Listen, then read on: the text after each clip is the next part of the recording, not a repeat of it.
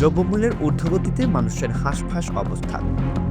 এর মধ্যে আসছে রমজান মাস। রোজার মাসকে সামনে রেখে সরকারের উদ্দেশ্যে বার্তা দিয়েছেন বৈষম্য বিরোধী ছাত্র আন্দোলনের আহ্বায়ক হাসনাত আব্দুল্লাহ। বৃহস্পতিবার 23 জানুয়ারি দুপুরে সামাজিক যোগাযোগ মাধ্যম নিজের ফেসবুক ভেরিফাইড পেজে এ বার্তা দিয়েছেন তিনি। হাসনাত আব্দুল্লাহ লেখেন, সামনে রোজা আসছে, জনগণের জীবনকে সহনশীল পর্যায়ে রাখতে হবে, দ্রব্যমূল্যের দাম মানুষের নাগালের মধ্যে রাখতে হবে। তিনি আরও লেখেন, ভ্যাটের জালে জনগণ ও ব্যবসায়ীদের দুর্বল না করে দিয়ে বরং এর বিকল্প খুঁজে বের করতে হবে এবং তা অবশ্যই দ্রুততম সময়ের মধ্যে। এর আগে বুধবার সন্ধ্যায় নিজের ভেরিফাইড ফেসবুক পেজে এক স্ট্যাটাসে তিনি লেখেন, এই দেশের অধিকাংশ মানুষ সহজ সরল জীবনযাপনে অভ্যস্ত।